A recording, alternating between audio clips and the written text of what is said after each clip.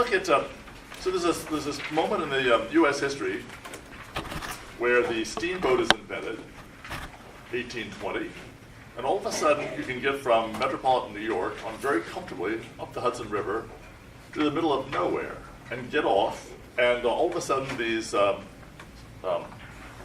mountain hotels were being built. So for a week, you could go for a weekend or a week up to the mountains, and the mountains would be the Catskills, which are right on the Hudson. So the steamboat made possible access to places which would have been very hard to get to and were very rugged. And fortunately, this fits in, if you don't know it already, with Romanticism and the idea that landscapes and nature being something very interesting and kind of wonderful.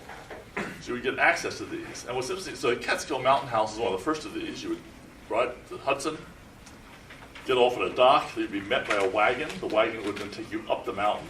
You could see the hotel up the mountain. Wouldn't be a long ride, a lot of windy and bumpy. You get off, go in, check in, get to your room. And if you had time, you could walk to one of the major features, which was a waterfall. So what's interesting is the hotel was not built at the waterfall. It was built on the mountain near it, and it was about a 20-minute walk into the waterfall. You would walk into the waterfall. It would be a mob of people. You would see the waterfall, and you might have an aesthetic experience. And the aesthetic experience will be, if you ever had one, sort of overwhelmingly by the beauty. It would last maybe 5 to 10 seconds. And then you would sort of leave, you would walk back to the woods, the hotel, you might have dinner, you could walk back at night, possibly with a lantern, see the waterfall under the moonlight, might have another experience. So you might do that, you might go to the waterfall, there are other places to go to. They were always isolated in the hotel. They were isolated. You would get there, you would have an aesthetic experience, and you would leave. You might go back and see it at a different time. Nowadays, we wouldn't do that.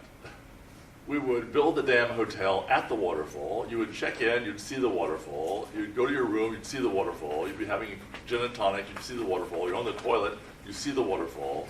It's this constant bombardment, and it just makes any sort of aesthetic experience impossible. You're just constantly confronted by the damn waterfall. When a couple of days you're leaving, you just thank God, get back to New York and get away from the waterfall. So this house is very similar to that. You are on Lake Lucerne. You're looking across the lake at the mountains, the Alps, very pretty. You arrive, you're looking at them.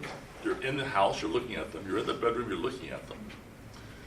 So the interesting thing about this little wall is when you go to this is the only little piece of land they have. When you go to the piece of land, he's built a wall. The wall is really nubbly. You don't normally think of Corb in terms of nubble. This is a very nubbly wall. That has ivy on it, and it's blocking the view, except for a window that's been cut into the wall. So you can see the table and chairs there. It's a lovely place to sit. It's almost like it's indoors. And through the wall, you're looking south across the lake to the Alps. There is no middle ground, so the mountain is about 5 or 6 miles away. You're looking at it across water. It's a hot day. The water vapor is leaving the lake. There's a lot of humidity. You can see even from this photograph, not particularly sunny day, there's a lot of humidity over the lake, which is going to tend to really dull the view.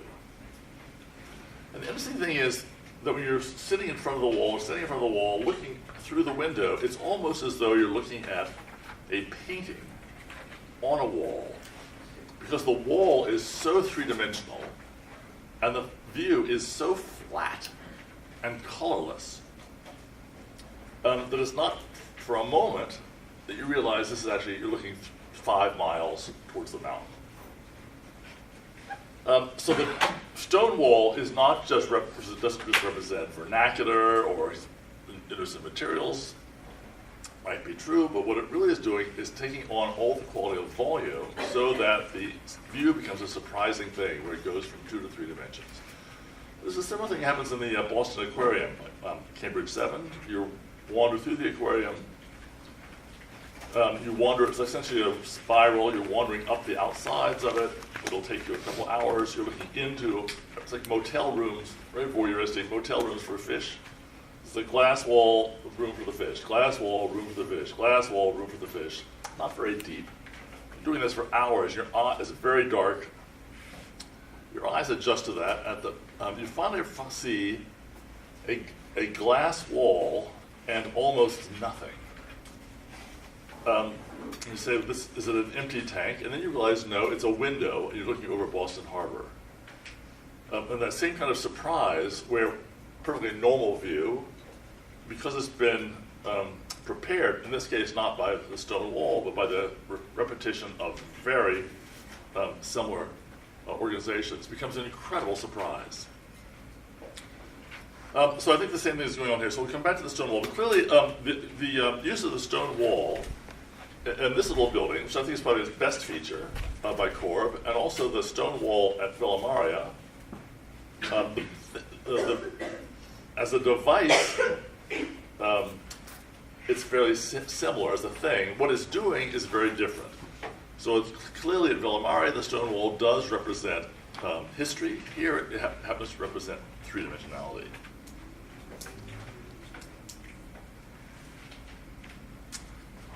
So I'll do a little tour of the Villa Maria. Here's Jackie Gargas mowing the lawn.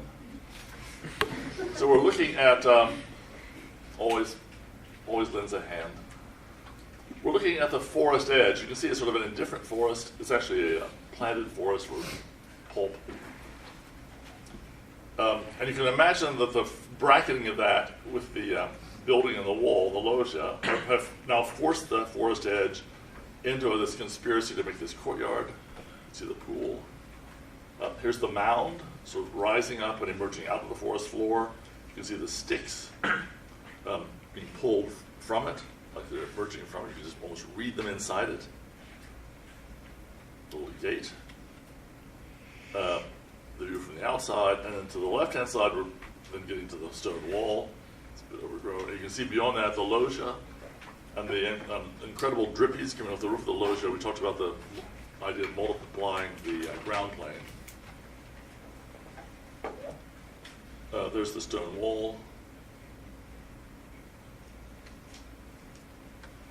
Here's a better view of it. Here's the corner, the L corner of the stone wall. And you can see that the loggia pulls away a bit. There's a frame there, but we're sort of just missing material. You can see the moss garden on top of this. So you can also see the way the sauna sort of sits, very much like the sauna project in Greenwich. There's a little pavilion inside this horizontal plane. There's a corner. One of the interesting things that happens is the structure changes from wood to steel and concrete. So everything originally around the sauna part, really to the bend, is wood. After the bend, there's a tag team handover, and we move to concrete beams and steel columns.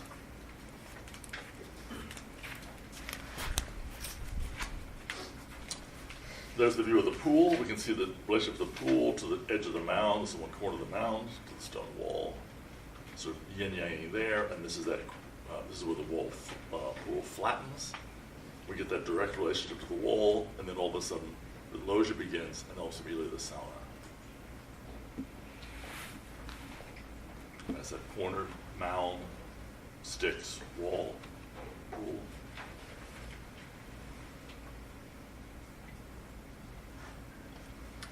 Here are the sticks, lots of sticks holding up the loggia. You really wonder how this is detailed. So these have been sticks that have been sitting there. This was built in 39, so they've been there 80 years in the wet, all this wet wood, soil on top of them. This is the tree. This is the tree that's occupying that corner. It's really the only tree in the space. And that sort of brings to mind what we were talking about before about the connection between Villa Maria and Finnish culture. And part of that connection is the discussion of the idea of the sauna. Part of the connection is the idea of their sort of national creation poem called the Kalevala, which is really sort of describes creation and then sort of the evolution of that. And the thing about creation is for our purposes, two things. One is that the sort of whole history is sort of yin-yanging back and forth between solid and void. So at the beginning, there is no land, there are the gods, but there is a bird. The bird wants to lay an egg, no place to do it. Ask the gods for help. So out of nothing, the gods look around, there's just nothing. But there is the sea, and there's a bit of foam on the sea. So the gods scrape together all the foam they can get and make this kind of island, floating island, good enough. So out of almost nothing, there's now something, and then the something, which is this object, the nest, now then becomes a void, which is a describer of the void inside rather than the thing itself. The bird puts its egg in that void. It's now a solid again. Obviously, the same thing with the shell. The shell is going to open. It's now a void again, and the bird emerges. So it's interesting. The whole initial part of the Kabbalah involves the creation of the earth, essentially going from nothing to something to nothing to something. So solid void, solid void, solid void reversal. That's going to be interesting. So it's clearly also some discussion of the idea of the clearing, that inside the forest, either make a clearing. Man comes along eventually. It's a sad story. And then man is living on this island, now has, it's a little more substantial, and has a giant tree. So the man lives on this island. The tree covers the entire island. Eventually he cuts the tree down because he needs the stuff, and he also just needs some space. So we go from the solid to the void again. The gods are kind of angry, but they come to an agreement that he can keep the clearing and live in the clearing, or surrounded by the forest, but he has to keep a tree in the clearing to memorialize the first tree. So this is essentially that sort of same discussion. There is a tree there, it's very ancient, much older than the house, sort of standing for the first tree in the forest, which surrounds it. But there's another aspect of other stuff goes on, but the other aspect of the Kabbalah is really interesting. It's the whole structure of it. First of all, it's in Finnish, obviously, which has a very interesting language structure. First of all, well, the difficulty is, the good thing is there's no gender, so that's easy. You don't have to, what sex is a table? German, French, Spanish, Portuguese, and Italian. What a nightmare that is. How about television versus television program in Italian? What's the gender? Really? So there's no gender, but there is, every noun, there are 48 different types of nouns, and the nouns are in Latin, there would be 5. And in this type of noun, they don't have prepositions, they're essentially impositions, that their word is embedded in the word. So if you're saying something, I'm going to Helsinki, you would have to know which of the 48 classes of nouns Helsinki is in order to say to. It has to be part of Helsinki. So you have to know the gender, or not what the type of which of the 48 every town is, and it wouldn't be all over. So it's a nightmare. But the other interesting thing is every word, it's the first syllable which is emphasized, so it's always Maria, not Maria, which makes translating like iambic pentameter into Finnish really, really hard. Translating in is really, really hard. You're stuck with this thing. So there's this incredible, this red beat to it, very similar to Grass for a Symphony, without the elegance. But in the Kalevala, what's interesting, given this beat, so you're starting off with this beat, just a natural Finnish language beat. First syllable, boom, boom, boom, boom. First syllable, boom, boom. And it starts off something like, in translation, something like, the time has come, now is the moment to sing a song, to put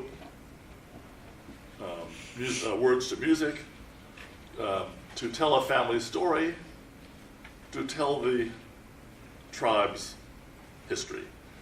Sort of stuff like that, where there's what's interesting is every line is met by a companion line which is saying virtually the same thing. And the funny thing is about that is you look at just the plan of Villa Maria, and you realize the double L, it's very similar to that there's this sort of very simple outline of the L, and then sort of more elaborate outline of the L, bracketing to make a whole.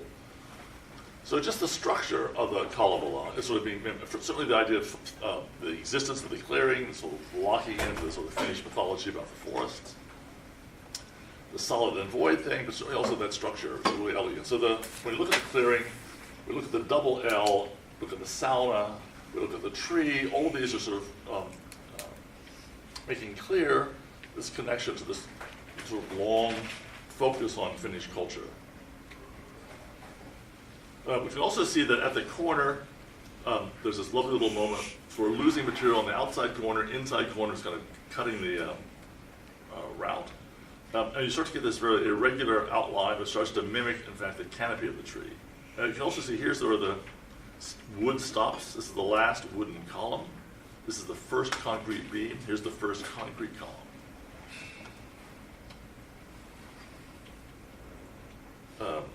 Let's just back to the mound. Here you can see, here's that cutting in, which starts to become this irregular shape, almost paying, really doing two things, one cutting the corner, and two paying homage to the canopy of the tree.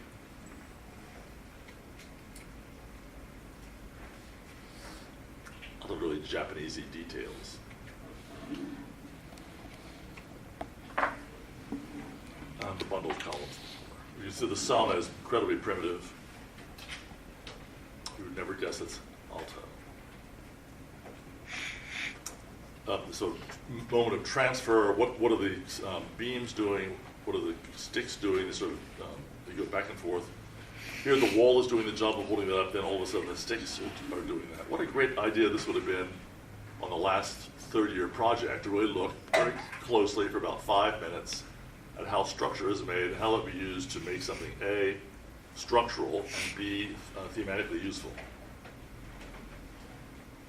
Here's the handover really from the walls of the sauna to the columns, and then the columns to the concrete beams, and then concrete beams to the metal posts. So clearly the loggia is going through this evolution. Now first it's just a hovering plane, then the sauna, then the sticks, and then this compound of metal column and concrete beam.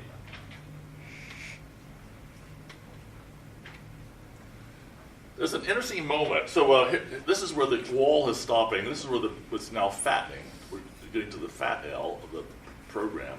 Interesting in terms of the loggia, almost nothing happens. There's a small little detail of extra joists, which are, it's as though they're being extruded. In fact, you would find them, we might see them on the outside of the house as though they've sort of been peeled away. What we do see, directly ahead is a fireplace. So this is Finns are one of the few European cultures which have a long tradition of eating outside and cooking outside, but also you can extend the summer quite long by obviously having a little fire outside and a closed space.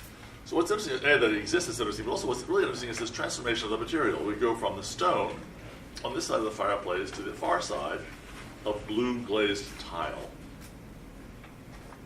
Clearly it's all masonry. One is very natural and primitive. The other is incredibly artificial and modern. One is very nubbly. One is very flat. And your attention is drawn to it even more because both edges of this are conspiring to make the boundaries for a stairway to get us up to the little roof garden on top of the dining room. And this is going right into the dining room. The door will go into the dining room. And on the inside of the dining room, we'll see there's a reciprocal fireplace it's responding to. There's the dining room, there's the blue tile wall, here's the stairway going up to the little guy there. Here's that outside edge where the loggia is hitting the building, sliding right on by. So the wall stops. There's this somewhat of a discussion of its relationship to the Sheeler barns to the foundation of the house. And here's that stuff which seems to be sort of peeled off from the loggia, this stick stuff, which reminds me of the Familjen house, that weird glop on the outside edge that sort of seems to have been abandoned as it works its way around the house. Once again, there's a better view of that moment. It's nice the way even the fire pit betrays some idea of the difference between that side and this side, which is moving towards the stairway. There's the moment where the house begins. There's this sort of been called concrete guitar strings. So these four things which really sort of set up the they're certainly related to the motion of those other pieces around the facade, those little wood structures. Typical detail. Dining room window, a lot of glass. There's the blue tile kind of wrapping down again, becomes in the base on this side. And then beyond that, what's interesting, there's really just a lot of glass. Although no major room, other than the dining room, faces the courtyard. They all face the other side. Having made the courtyard, there's almost used to it. This is the one that usually gets this stuff. Here's the roof deck of the dining room. Here's the stairway coming up in that slot. Here I can see the meadow on top of the loggia. It's really incredible. And really incredible detailing. So it's been there for about 80 years without falling through yet. And then the whole trajectory. So there's the mound, the sticks, the stone wall, the loggia, the sauna, wrapping around, transfer to the dining room. Every fall, somebody has to get on there with a lawnmower. This is the top roof deck. So this guitar-shaped thing. It's really very similar to the Professor Graf Memorial Roof Garden on Knowlton. It's pretty much just gravel. And here is the interior of the dining room. So it's a long room. It ends in this brick wall. This is the door going out to the little fireplace. Here's the inside fireplace. It's a very sort of industrial 19th century farmhouse. Places to store plates and whatnot. And the table, which really runs this way. There's the cutout for part of the stairway. And the roof also does this, which is not necessarily structurally. But above it, the roof is just flat. But clearly, it sort of makes the presence of the roof really quite just not a neutral surface. You're not just stuck between two planes. It's not Crown Hall. You're clearly in something much more traditional where the roof is being expressed. They do use the fireplace. I don't know, just there's a little shelf here that will heat up. You can warm food on it. There's this view out, very long. Looking back towards, this is the front door. This is the parapet that hides you from the view of the front door, which would be really quite awkward. Also, there's a section change of about 4 feet. Here's the only really view out from the major rooms into the courtyard. It takes place right by the stairway. This amazing fireplace that sort of mimics the route of the smoke out of the fireplace. Also, just smokes like hell. Here's the front door is just to our right. Here's the parapet. There's the dining room back in there. There's the stairway. Also, this little forest of sticks. Here we are on the upper floor. So here's the front door. You have to come up here, back to the dining room, go into the kitchen. There's the stairway. Fireplace to our left. Then this is the porch that's housing the studio above. This is the canopy of the entry. You can sort of see those dual qualities. It looks machined in terms of its flatness, but it's very wobbly edges held up by just either thousands of sticks or these sort of tree-like structures of sticks being put together. Here are the children's bedrooms where the windows are popping off to become their own little buildings or ediculae against the canopy.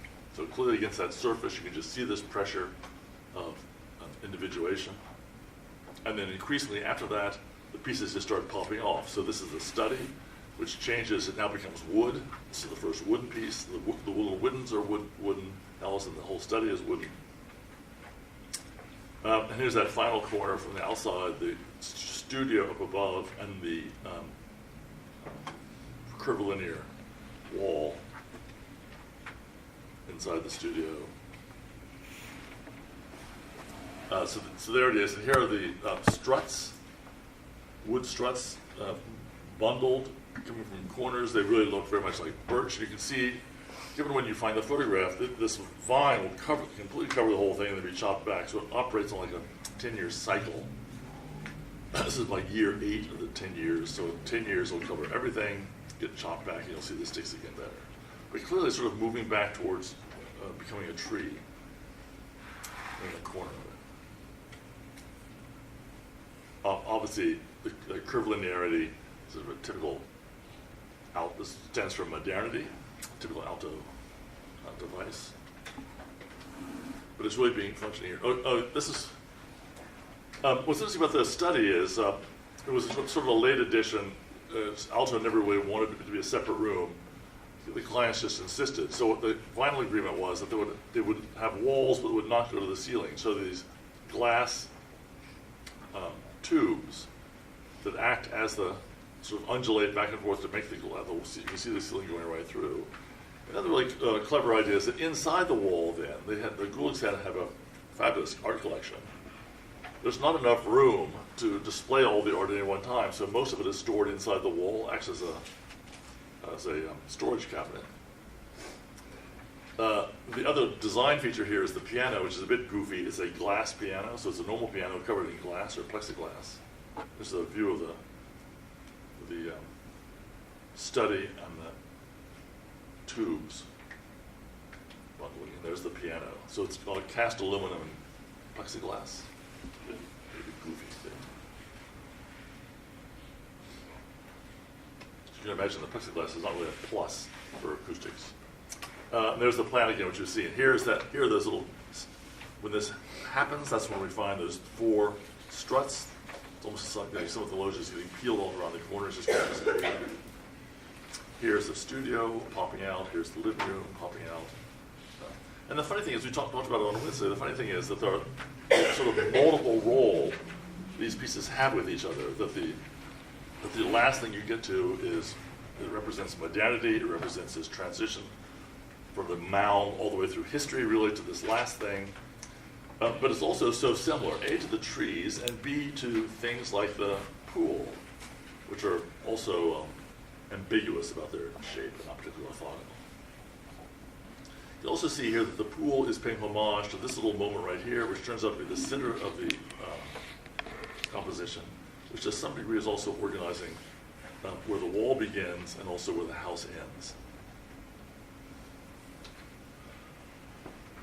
And the canopy in better light. And then there's the plan again. So the walls look heavy, but in fact they don't go to the ceiling. And clearly the major public spaces other than the dining room are all about looking out, not in. It's funny, the fireplace is here because you just wouldn't sit around it.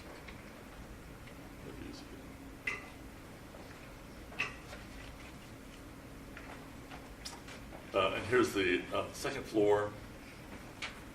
Really starting to become apart. There's 2 bars. There are the bedroom windows for the kids. The 2 master bedrooms really popping off, becoming individuated, and the final individual is the studio.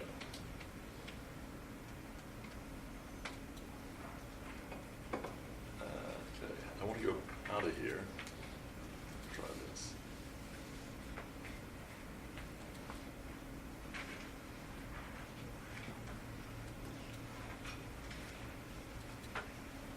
Okay, so we want to go on to talking about a different building now, which is Corbett again. But before we do that, wouldn't mind talking about history a bit.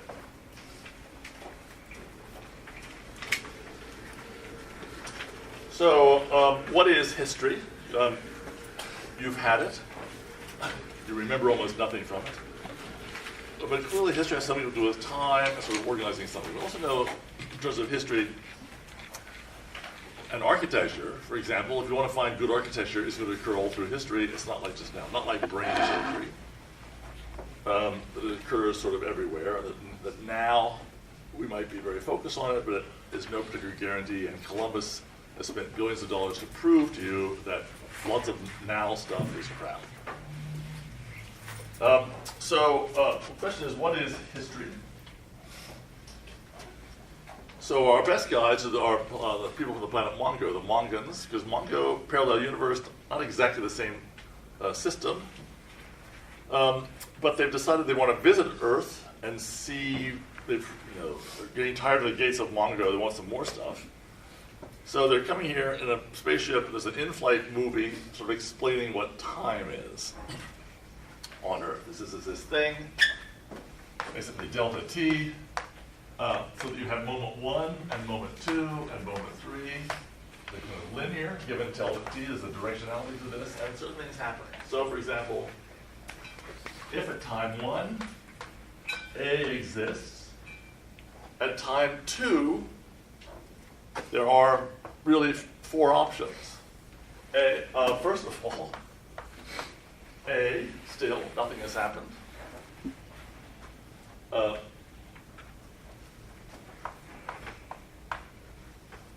prime, something very similar, is there, taking place of A. Something completely different, not like A at all. What's the 4th option? Nothing. Possibly. B would be nothing.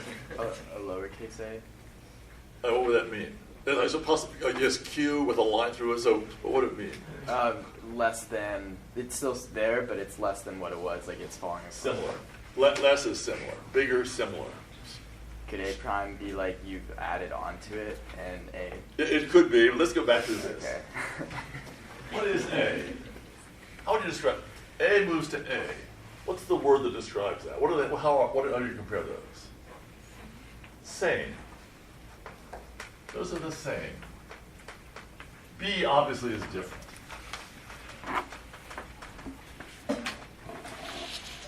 A prime. How would you just, what's the word? Similar.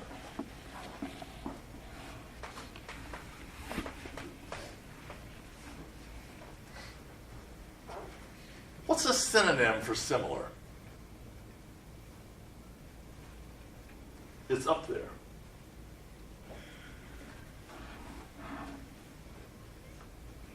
You have a gun to your head. You want to say similar, but I will shoot you if you do. You have to go with another word. What word do you come up with? Slightly different?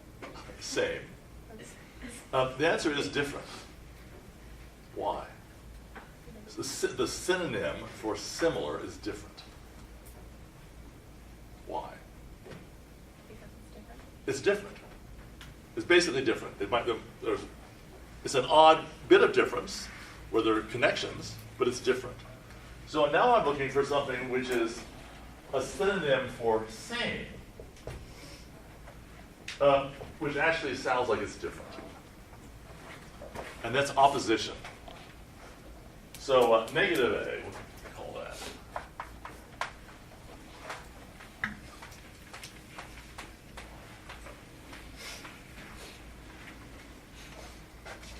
Take it down.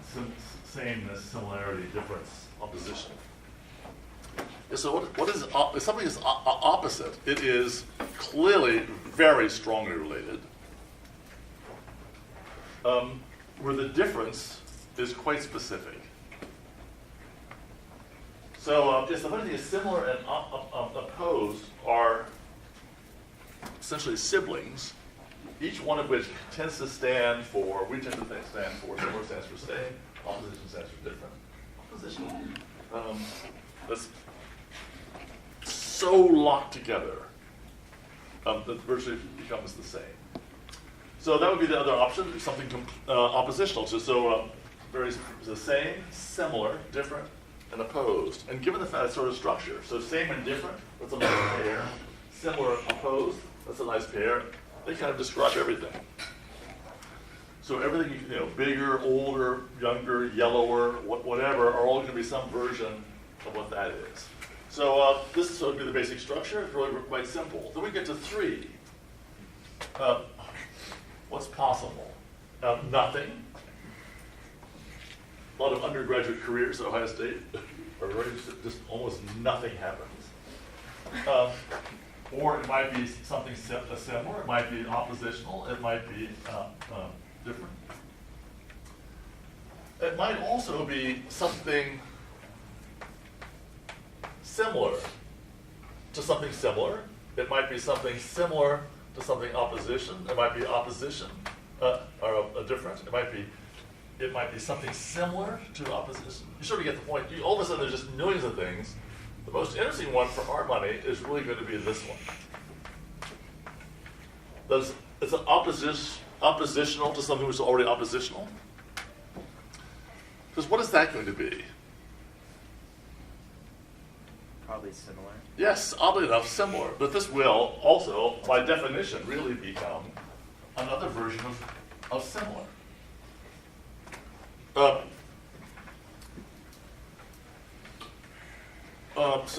So if we look at history, so where shall we begin? Let's do Greek. You know, we can break that into tons of pieces: Roman, Byzantine, let's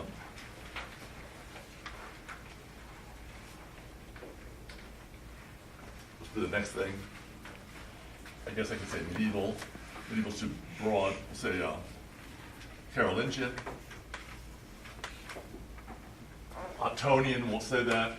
Romanesque. Next one. What comes after E? F, G. Do you know that? Why? Rote memory.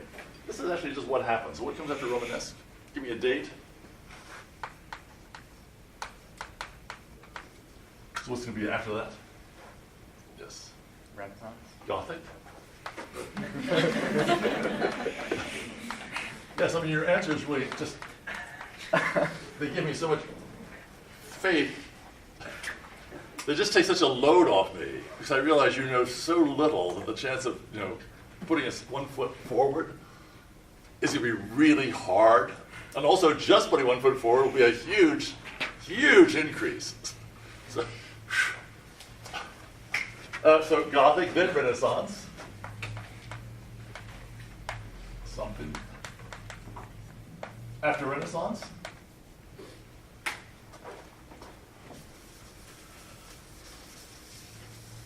We'll just go across the front row. After Renaissance? Yes, mannerism. Yes, I love the confidence. After mannerism? Go with Baroque. We go with Baroque. To win, I won. That's sort of interesting.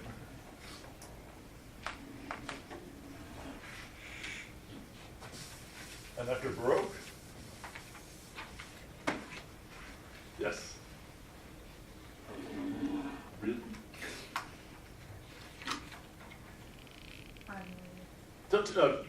Go tell Jackie, both of you, you have no idea what comes after Baroque. So we know it's going to be around 1700. So can you save them? Really? Can you say it? Byzantine?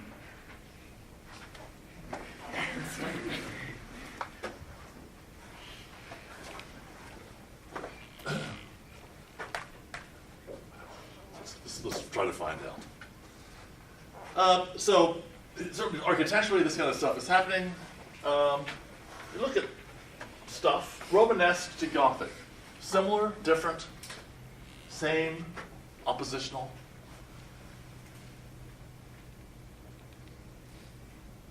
Yes, unfortunately, this part of the English actually should know something about these things. So we know that the plans look very similar. They could look very similar. What would be possible for a Romanesque church? So this is Roman. Turns out Norwich is Romanesque plan.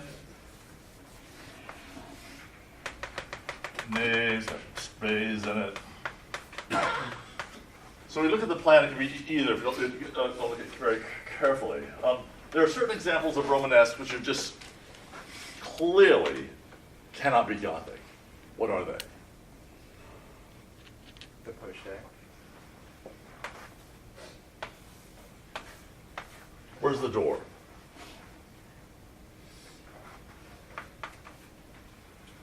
So it's interesting. We go back to the idea of what is a line, what is a ray. So there are certain categories of Romanesque churches where they're essentially encapsulated lines. They exist as a line. They're always associated with two saints.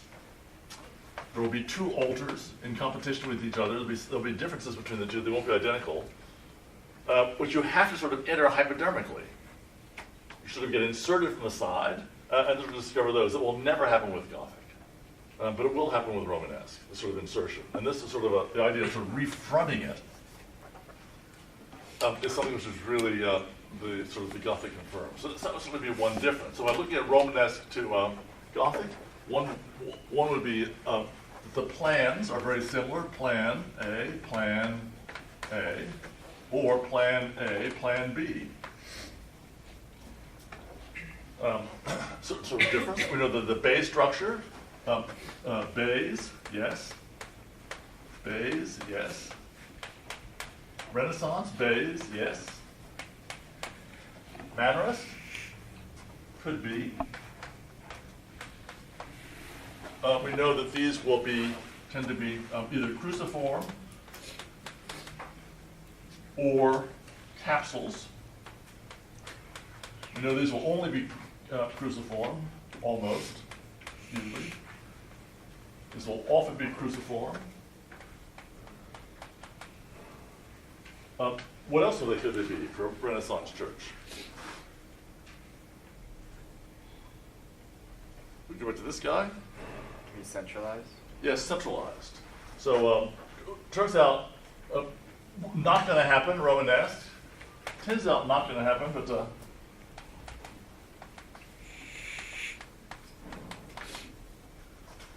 with perhaps one exception, except for certain pieces of it. So again, we go running back to Norwich, there are little pieces. So chapter houses and baptistries will tend to be centralized Romanesque and Gothic, just as continues up, but not for the churches. Mannerist tend to be cruciform. And oddly enough, capsules, especially if they're ellipses. Not going to happen, not going to happen, not going to happen. So all of a sudden the ellipse is being born here. Baroque ellipses. So yes, cruciform, yep. Capsules, yep. Ellipses, yep. Here the centralization often involves a circle. Here it might, often won't. You think of San Carlo, or you think of San Andrea, the Borromini and Bernini churches. And then, I know what here's Rococo.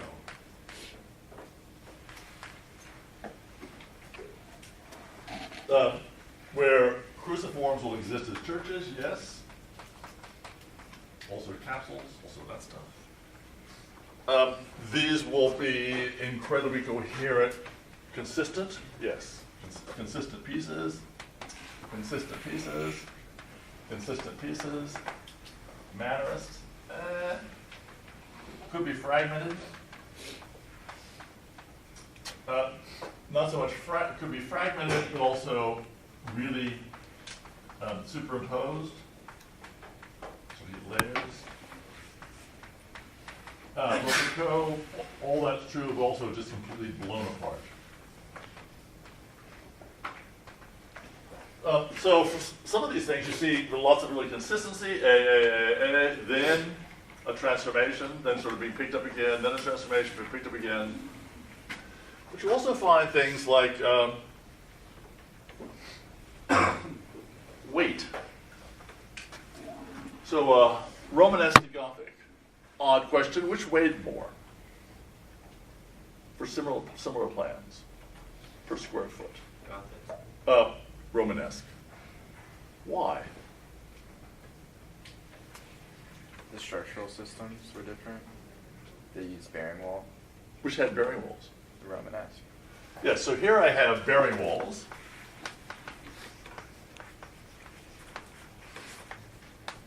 With punch windows. Here I really have piers with lots of glazing. Renaissance.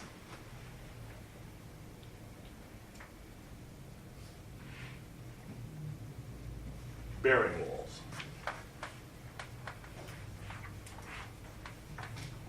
Punched windows.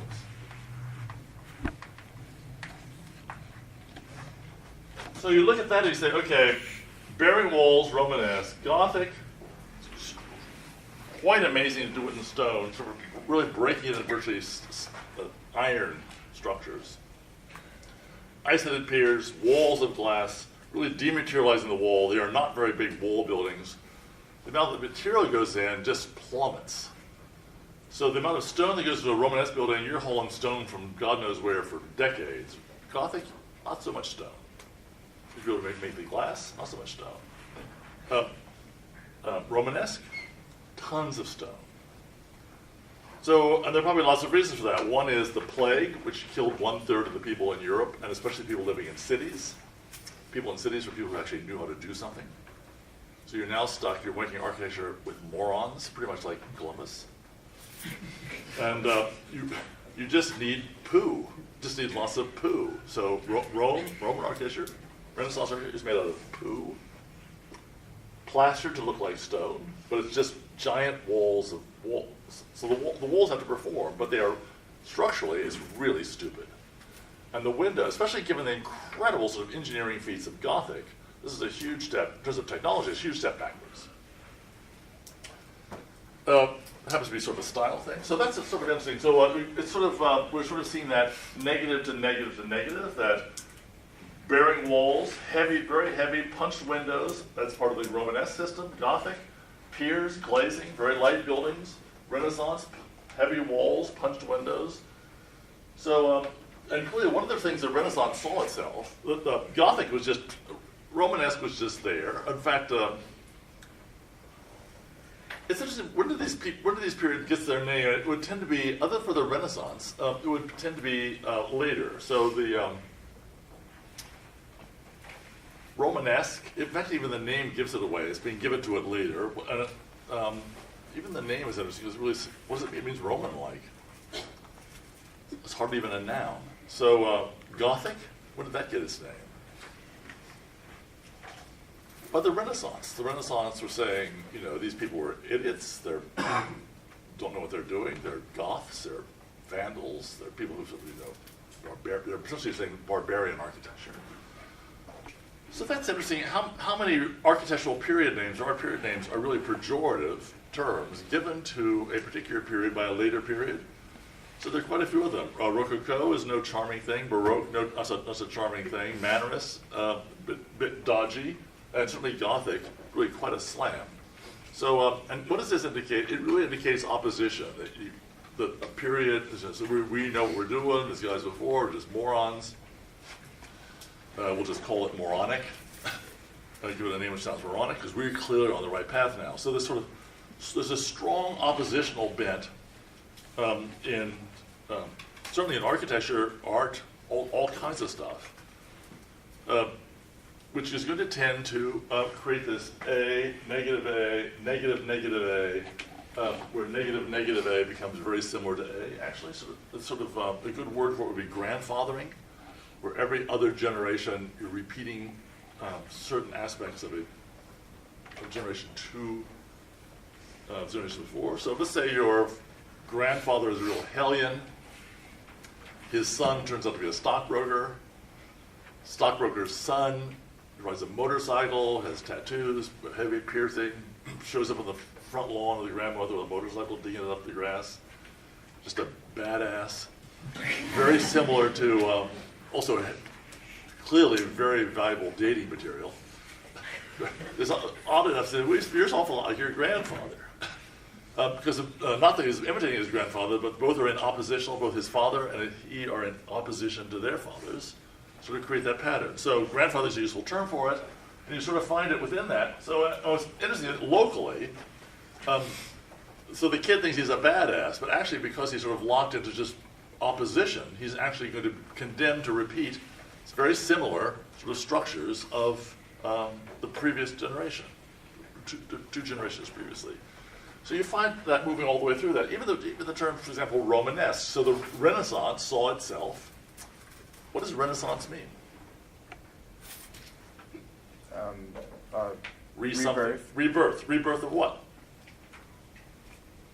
Well, I thought it was mostly in context with like in the Dark Ages and the plague, like rebirth of culture, because everything was lost. They had no interest in regaining the culture of the Dark Ages. No, like recreating a culture. Which culture? A new one. Just try that on for logic, to recreate a new culture. Yeah.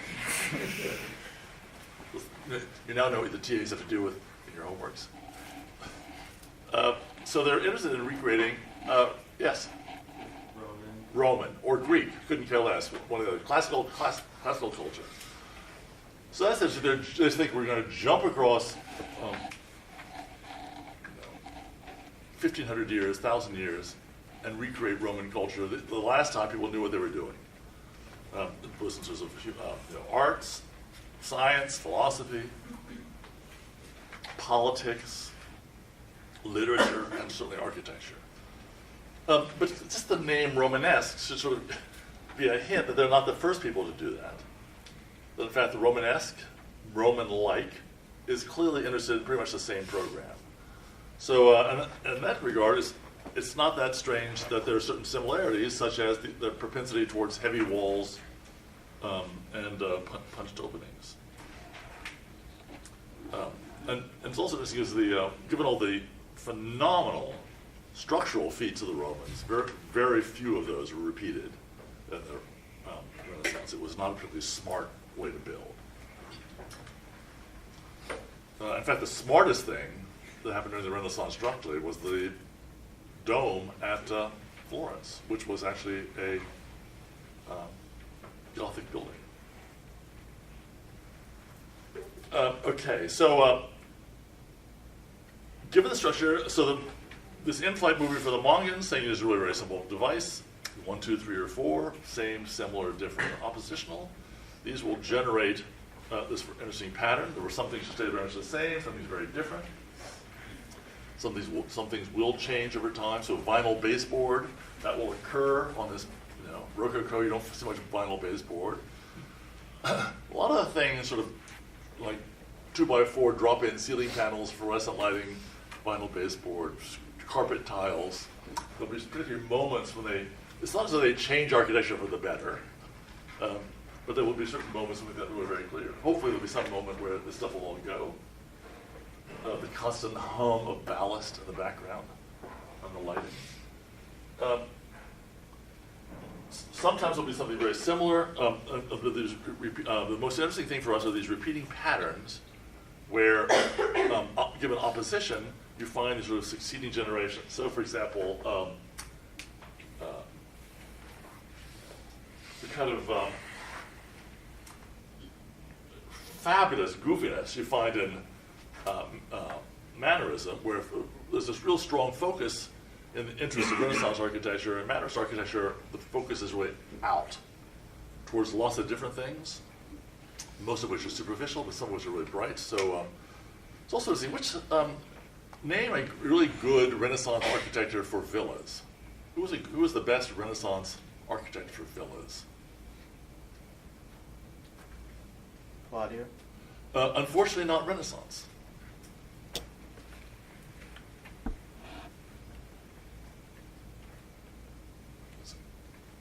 Who's your favorite 19th century singer? Beyonce.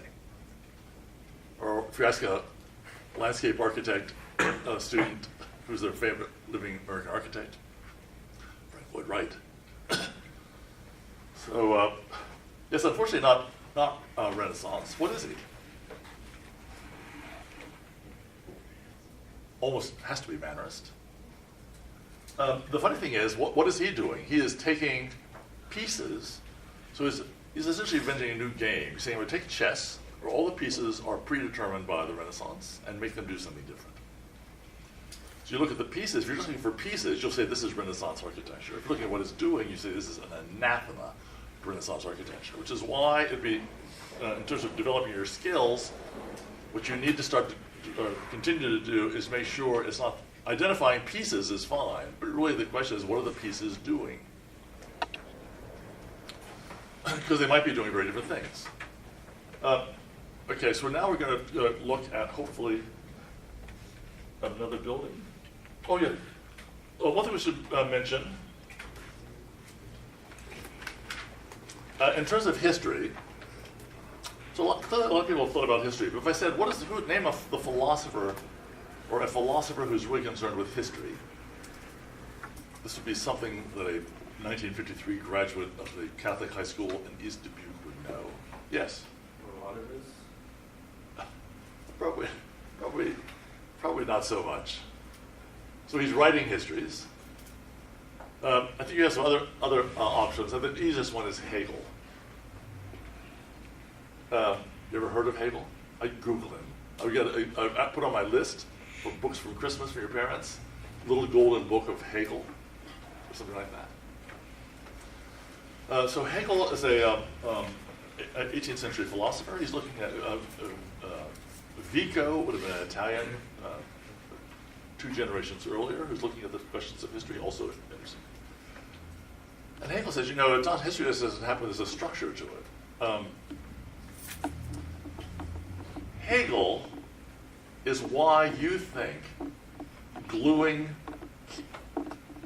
sperm-like figures, cantilevers, 10,000 sticks on just anything is going to make great architecture. Because you're convinced there's a trajectory to history, that those are the happening things, and if you have some happening things on your building, it'll just be great. But it's interesting, so we just wander around Ohio State campus, find a journalism, for example, or Fawcett Center, look at it, tell me when it was built, tell me what was in the air at that time, and whether those buildings have it or not. And the answer is yes, they've got it. And Ohio State students aren't stupid. Almost all this stuff is done by Ohio State students. But they're not necessarily bright either, because journalism building has, it separates the frame from the wall, it does it. It has cantilevers or gratuitous, yes. Has sheets of glass, yes. Has infill brick, so it's not structural. All these lovely things in the air, it's still a crappy building. And the great thing about Fawcett Center for Tomorrow is it used to be called Fawcett Center for Tomorrow, but now it's so embarrassing that it in any way represents the future. If it would be a future of 1950s New York public housing. That's what it is. I mean, it's just an awful building. So they've taken the future off. It used to be the retired president would walk up and down in front of it every day, greeting people, visiting the Center for Tomorrow. Center for Tomorrow. Oh, finally done it. Down in Columbus. Yeah, so Hegel is saying there's this trajectory to history. It's progressive. Things are happening. It's moving towards a culmination. There will be this end, the end of history. All information will now have been absorbed, and history will stop. History is really the mechanism by which truth is being, and the rules which organize the universe are being found.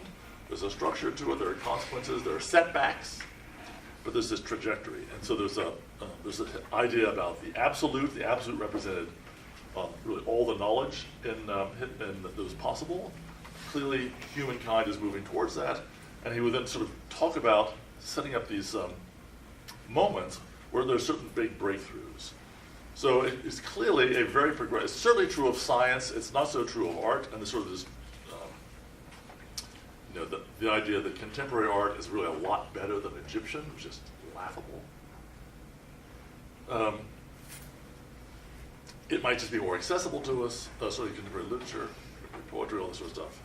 It's not necessarily better. So the confidence you have in the future is really Mr. Hegel, something that happened. But also, it's just worth knowing that certain structures that are Hegelian are really, really quite interesting. And one of them have to do with Hegelian dialectic. So the dialectic, the die gives it away. Usually there would be 2 pieces. Hegelian dialectic has 3. What are they, by now? Well, one is thesis, which is really just saying something be. And then there's a reaction to that, antithesis. And then there's a reaction to the reaction, which is slightly different than grandfathering, because that would then, he calls it synthesis, where the 2 are actually combined in the reaction. So that's pretty interesting. So we're going to start looking at examples of that, to what degree there's clearly something, there's a reaction to something, there's a reaction to the reaction of something, which then synthesizes those 2 other things inside it. It's an interesting concept. And also in that concept, in this synthesis, there's this process which Hegel calls Aufhebung, which means to pick up in German. And picking up in German pretty much means what it does in English. It's slightly ambiguous. So if I say, did you, your studios were left in a mess, you say, no, we picked it up. We picked everything up. So it implies you've gotten rid of it, or it implies you have it. So either one of the two, either you now have it or you've gotten rid of it. So the same thing is true in terms of Hegel's use of it, that Aufhebungen means in that synthesis, you've both gotten rid of something and it's still present. So often it's present by its absence, but in a clear way, there's still this memory of it, or this sort of this presence of it. And we'll see examples of that. So that was certainly the idea of progress, 2, the idea of the dialectic, and 3, this idea of Aufhebung that we're picking up is going to be very useful to us in terms of looking at stuff in terms of how it's reacting to history. Because we'll start to see this is another way of looking at the organization we've discussed with these 4 pieces. So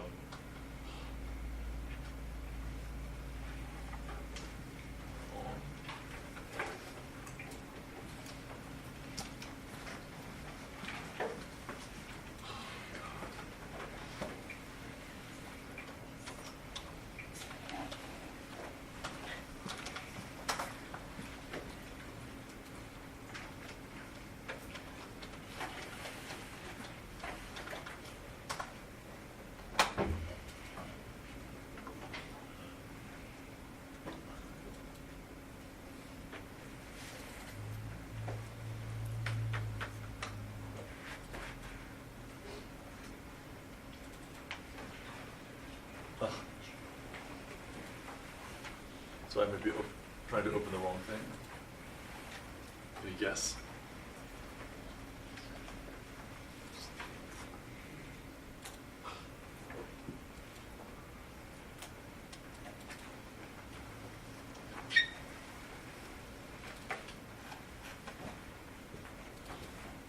Great. So this is really a nice building. I'm sure you know. I don't hesitate to say that.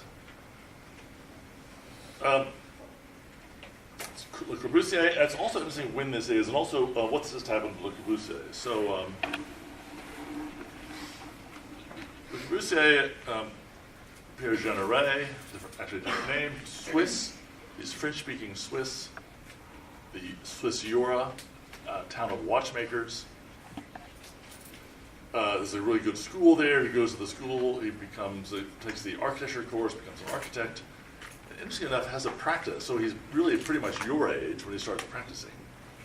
And he starts cranking out some housing and a cinema in this hometown. He does, I think, 10 or 11 buildings, and really just not that many years. So he's they're pretty interesting. He's making money. They're thoughtful buildings. I think you would call them, for the most part, National Romantic style, so they clearly have historicist elements. As does do his contemporaries. If you look at Gropius or Mies, people with whom we're most likely to compare him, we'll see really much the same, that they're doing housing, starting from a pretty young age. The housing will tend to be fairly historicist. It might be slightly romantic, it'll be kind of cabiny, it'll be have pitched roofs, material will be a big deal, be very evident. Then something happens. He takes a trip around Europe. He works for 2 offices. One is Barron's office in Berlin.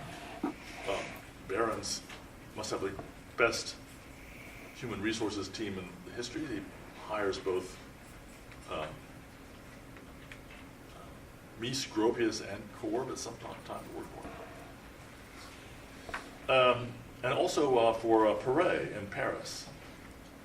And then he decides he's going to close his office, hugely successful practice, he's very young, close his office, move to Paris, change his name, and begin again in a very different style. So he does that, knowing that he will always be speaking French with kind of a hick accent in Paris, and trying to move into upper echelons of sort of artistic. It was a huge problem. He knows nobody, really. His cousin's moving with him. And he begins again. So he gets these very small jobs, roof garden, kitchen renovation, things like that. These get upped a bit into interiors and some villas, some townhouses. Puts him back on the radar, and then he gets this job. So this is 1920s, late 1920s.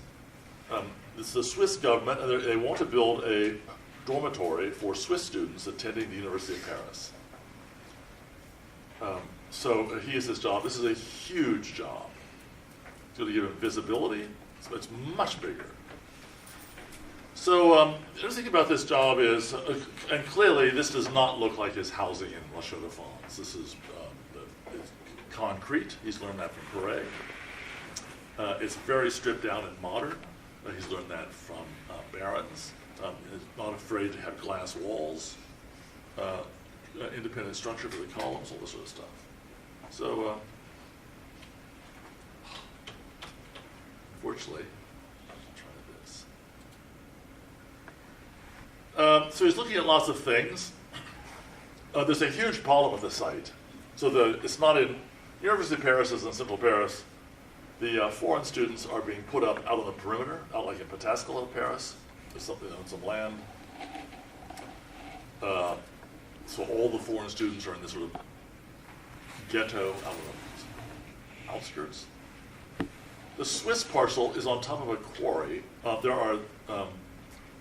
There's structure is going to be a huge bugger because there are abandoned quarries, there are abandoned caves under this. You'll have to have footings that go way, way down, which makes them very expensive, so you want as few as possible. From the get-go, he knew this. So early on, he says, okay, I'm going to build the dormitory rooms in a bar, which will go high. I want to kind of maximize, or minimize the structure to have as few footings as possible. And then in addition to that, there will be this thing. So he sort of break it to it's another lump. So I'm going to need other things. I need a place for the master to live. I need a dormitory, and a refectory, and a kitchen, and a library, some breakout rooms. He's going to now put that adjacent in this early sketch. But from the get-go, this is pretty much some idea. This will be this long bar, have all the rooms in it. I'll minimize the structure. The structure he's looking at, first of all, something like this. He's going to have just single columns going down, braced this way. This is lunacy. A, it's very unstable, and B, it's hugely penalizing for what? Having had structures. Wind. You can imagine a slab in the wind, how much pressure there is on that, the amount of moment. It would just topple.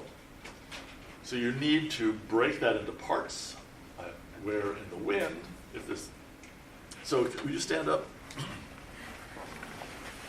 Face them. Feet together. Early version of Swiss Pavilion. Okay. Feet apart Feet this apart. time. Second version of Swiss Pavilion. A lot harder, but huge wind. But it's still standing. How much pressure is your right leg taking? None. 0. In fact, what's it doing now? It's on the ground still. Is it taking any pressure? It's tension. Tension. Yes. Thank you. Excellent. Well done. So in fact, what you want is some sort of a couple where I can be a lot more stable. And in fact, in heavy wind, one is actually taking all the weight, and the other is actually resisting that weight by being in tension and pulling the other way. So this is essentially at a certain moment, going vertically, every building is a beam, which the load is of almost no consequence. It's really wind resistance. So he figures that out. That's not going to work.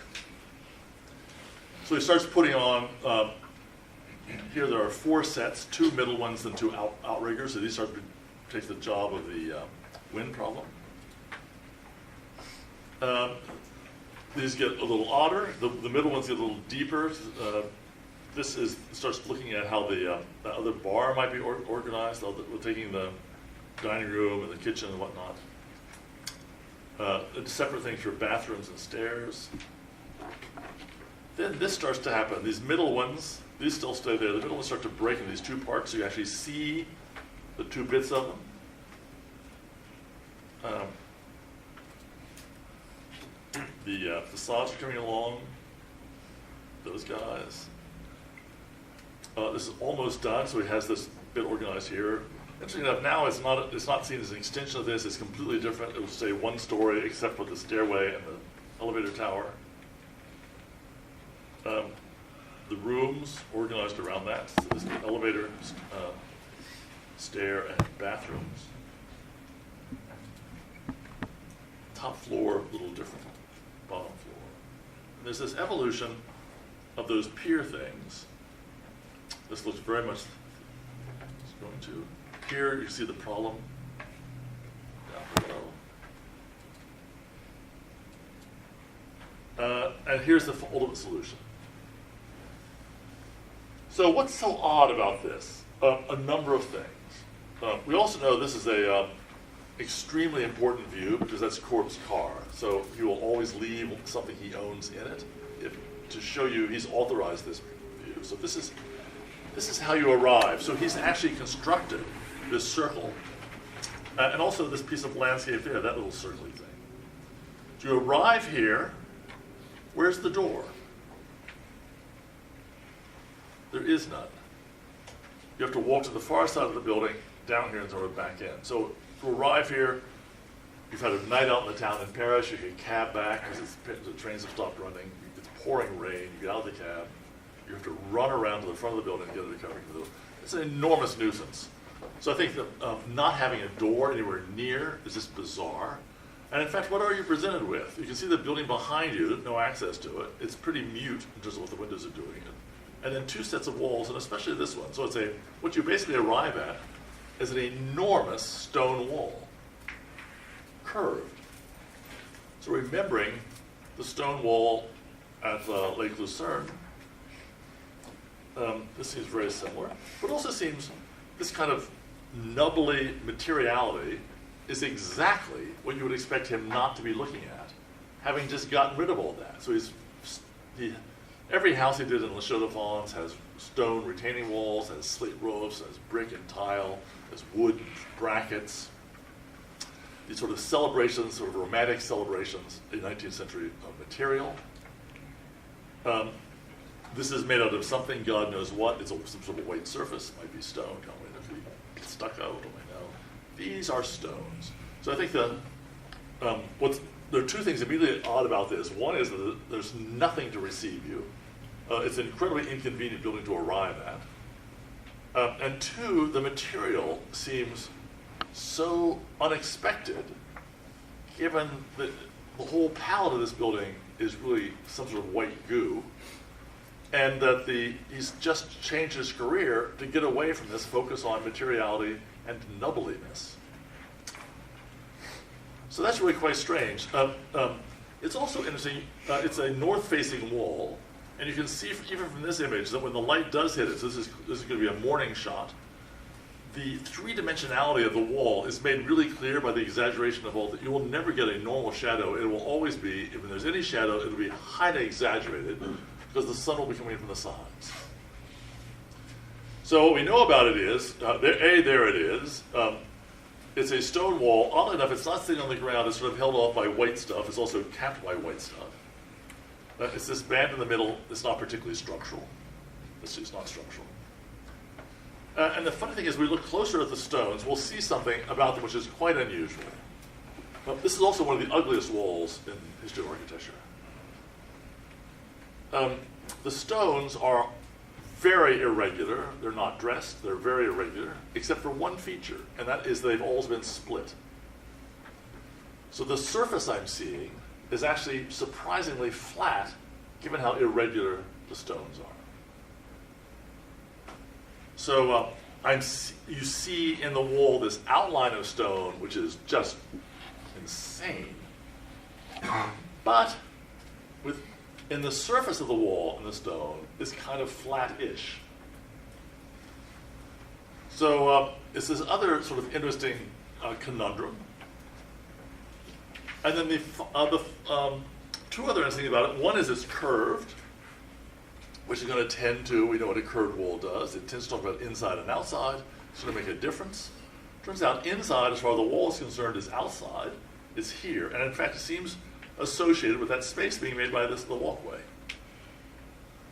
So there's, just as there's a circle here, there's another implied circle there. It doesn't go anywhere. You wouldn't use it really, but it's certainly being described, and that this is very cozy to it, and clearly it's evident. And then the last thing, which is interesting, which also contributes to making this one of the ugliest walls of the world ever, is the fact that the mortar between the stones isn't just between the stones, it actually projects out. It's like goo. It's oozed out, so you use toothpaste or denture cream to put the stones in and press them down, so it all oozes out.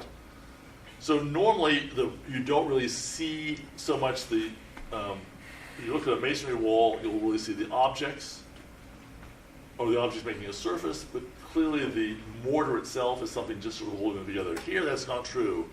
The mortar is in fact, you're impressed simultaneously in various ways. One is, given the wall, given how irregular the stones are in the wall, what's really three-dimensional is the mortar,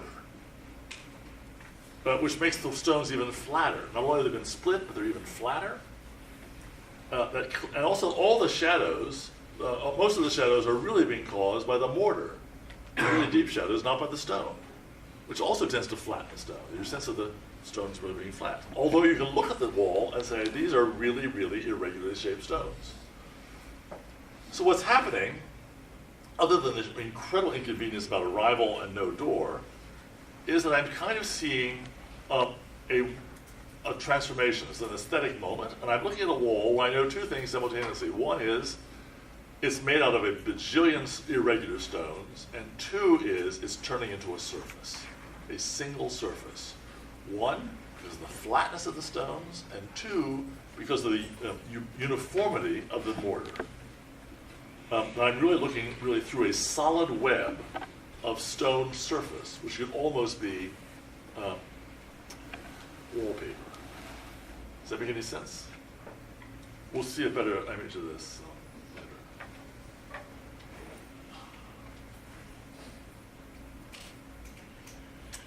And it's funny because the other side of the building, so this is 1920, this is about 100 years old.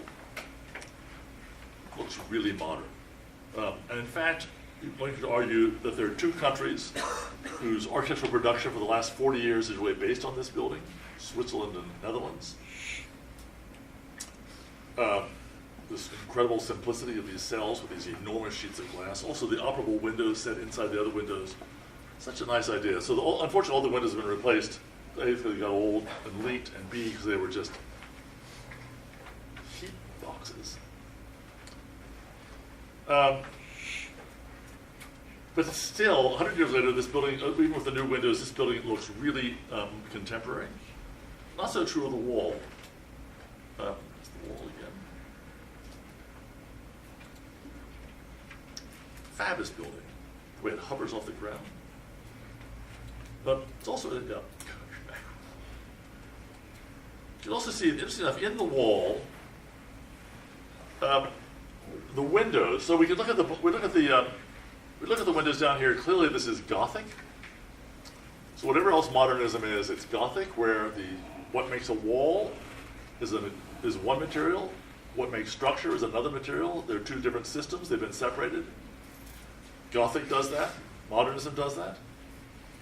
So this is modern. It's also Gothic, where the window is made out of glass. The wall is made out of glass. The structure is separate. Here is very different. This is not so much Gothic. This would be more Romanesque, where there's a lot of wall and the windows are punches in it. So it's interesting, one finds in Corb as well. You think of the 5 points, for example. Every one of the 5 points is really some sort of an attack on classicism. But also, given the attacks, so clearly the ribbon window is something Corb's very into then. You could call these are beyond ribbon, it's just the entire wall is glass. all of a sudden these punches are right back to where he started from. These are what he's ranching to. So all of the 5 points, the exceptions, become incredibly useful to Korb to sort of demarcate these other differences. So the top, oddly enough, this is an incredibly classical building. There's a base, happens to be a void rather than a solid, like the Sheeler Barns. There's an entablature at the top, and there's a middle, which is all the stuff in between. This could be it's classical. It could be a Sullivan skyscraper. It's very much the same vein. And we're also what was forbidden. I can just as easily make a base out of nothing than something. We saw that with the Sheeler Barns. This entablature works very much to make a cap for it. And I have this forbidden idea of punches becoming sort of inhabiting those things. Here's the wall. God, it's ugly. But you can see, the goo, how incredibly three-dimensional the goo is. It always reminds me of a tangerine. So as much as I love tangerines, I really try to hate peeling them because that's god-awful webbing. You have to sort of peel your way through. There's just insistently continuous surface, you know what I mean? So there's a single sheet of webbing that runs through the entire wall. It's this stuff, behind which you see these stones. You can see the incredibly irregular, the stones all split, so this surface is by far their flattest feature. And also compared to the three-dimensionality of the goo, they become really flat. So we're saying about the wall is we're really seeing the wall at that moment where it's changing. One, from a thing made up of solids, I'm building a wall, to a thing turning into a surface, which is becoming flat. And one where it's an object in itself, it's a heavy stone wall, to one, because it's becoming flat and because it's bending, is now making its object is not itself, it's the space next to it. It's becoming the edge and defining a space and implying a center. So what's interesting about this, given our discussion of history, we're really seeing this piece at that moment, that sort of aesthetic moment, where it's actually transforming in front of our eyes from a heavy pile of pretty ugly three-dimensional stones to a surface without mass, acting to create space at a distance next to it, given its bend. Does that make any sense? It's a brilliant device, and clearly what it's doing is discussing the beginning of time architecturally. So not unlike Villa Maria, this is also a building interested in history, the specific idea of history, one that's going to bracket history between the beginning of time and hopefully the end of time, and kind of a Hegelian promise. And clearly one of the things about modernism, because of Hegel, that modern theory is saying, what makes history bunk is why not just learn all the final principles and why not just eliminate history and just jump to the end? So they say, we're going to do that. We're going to look back at history and sort of jump to it. And it's funny, so clearly a lot of problems with modern theory, but certainly that one has been incredibly effective in discussing how buildings are made. So even the crappiest building now is made CVS on Lane Avenue. That will be columns. It's with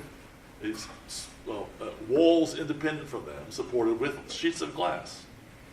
So the basic formula, Gothic, modern, has been at least 100 years old, it's still going strong. What's interesting is then what this gets paired with on the opposite side. It's this. So it turns out in the final scheme, there are 6 of these. They are dog bone shaped, or milk bone shaped, where the outside edges, the middle in this thing is doing nothing, it's just webbing. These are just holding these together. So there's an outside and inside. These will be, depending on which way the wind is blowing, they'll function very differently. But then something very interesting happens.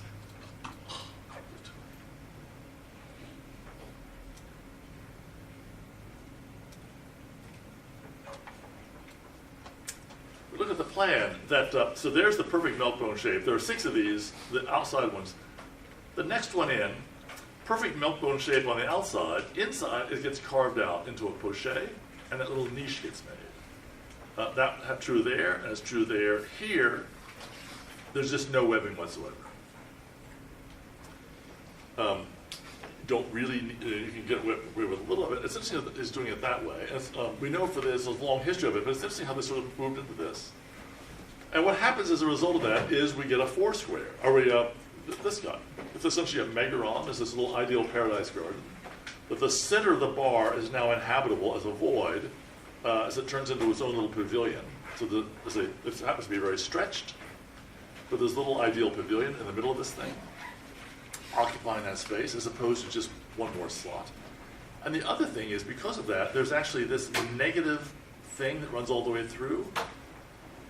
So you just look at this and say, on one side, I have this really daffy wall. On the other side, I get this series of piers, the box up above, and this void down here. This is Aufhebungen, that in fact was clearly a sandwich. There are two pieces of, there might be different, one's a cracker, one's a slice of bread, but they're making a sandwich, trying to hold this together. And inside the slice of bread, so on one hand they're equal. We know this also represents earliness. This looks really complicated and modern. It's still extraordinary how much material is being held by so little. But it's interesting, not only can I occupy the center, but in fact there's this sort of negative slot as though it's really a void. If a void is being described by stuff around it, it's hard to see a void unless I have stuff around it. It goes back to the clearing problem. So, but here I can, because I have these things. So essentially what has been eaten away is a negative wall. So on one side I get this wall, the stone wall. On the other side I get the series of piers in which embedded is a negative wall.